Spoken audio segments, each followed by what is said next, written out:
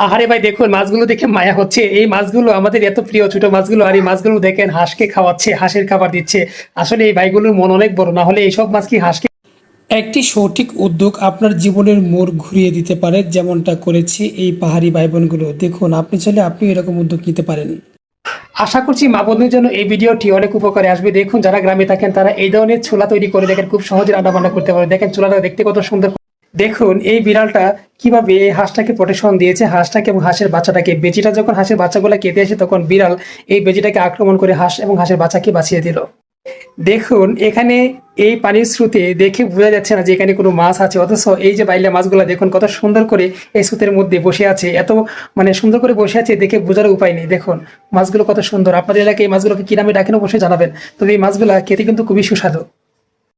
আমরা যখন বাজার থেকে আলু কিনে ঘরে রেখে দিই, দীর্ঘদিন রাখার পরে দেখুন আলুর গাছ থেকে কিন্তু চারা দাঁড়িয়ে যায়। কিন্তু আমরা এই প্রথম দেখলাম যে আলুর চারা থেকে এভাবেই কিন্তু মাটি ছাড়া আলু হয়ে যায়। ব্যাপারটা সত্যি অসাধারণ।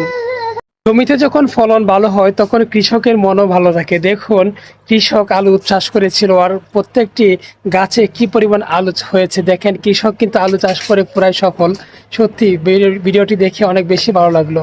দেখুন চাইনিজরা কিভাবে রসুন উৎপাদন করে। দেখেন আমরা তো জমি ছাড়া রসুন উৎপাদন করতে পারি না, আর দেখেন তারা বালতির মধ্যে কি সিস্টেমে কত সুন্দরভাবে কত সুন্দর করে রসুনগুলো উৎপাদন করেছে। সত্যি অসাধারণ দৃশ্য।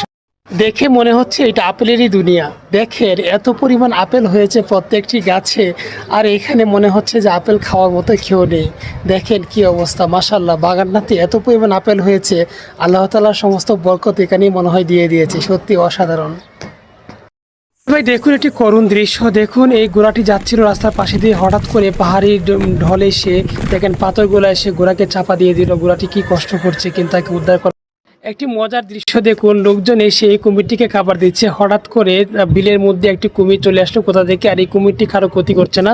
তাই এলাকার লোকজন সবাই মিলে এই কুমিরটিকে প্রতিদিনই এরকম মুরগি বা অনেক কিছু খাবার দিচ্ছে। দেখেন জীবন্ত মুরগিটাকে কুমিরের খাবার হিসেবে দিয়ে দিল।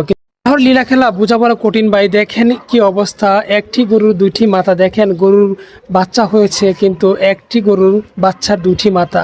আল্লাহ তাআলা চাইলে সকল অবস্থাতেই আমাদেরকে রাখতে পারেন। আল্লাহ তাআলার কাছে শুকরিয়া আদায় করি যে আল্লাহ তাআলা আমাদেরকে অনেক সুস্থ রেখেছেন। যদি আপনার গাছের মধ্যে প্যারাকে দেখতে পারেন যে কোনো প্যারা খাওয়া আছে, আপনি ভাববেন না সেটা বাদুড়ে খেয়েছে। বাদুড়ও খেতে পারে, এরকম বিষাক্ত সাপও খেতে পারে। তাই মাছ ধরার খুব সুন্দর টেকনিক। দেখেন কত সুন্দর টেকনিকটি অবলম্বন করলো। স্রোতের মধ্যে এভাবে মাছা বেঁধে তারপর মাছগুলো ধরছে, পানিটা নিচ দিয়ে পড়ে যাচ্ছে, মাছগুলো আটকে যাচ্ছে। সত্যি অসাধারণ একটা দৃশ্য দেখলাম। ভিডিওটি ভালো লাগলে শেয়ার করবেন যাতে আপনারা ওই টেকনিকগুলো ব্যবহার করতে পারেন। ভিডিওটি দেখে বিশ্বাস করতে হচ্ছে চাইনিজরা সবই পারে। দেখুন একটি মহিলা কতগুলো বাচ্চাগুলো কিভাবে নিয়ে এসে কাজ করছে। ব্যাপারটা সত্যি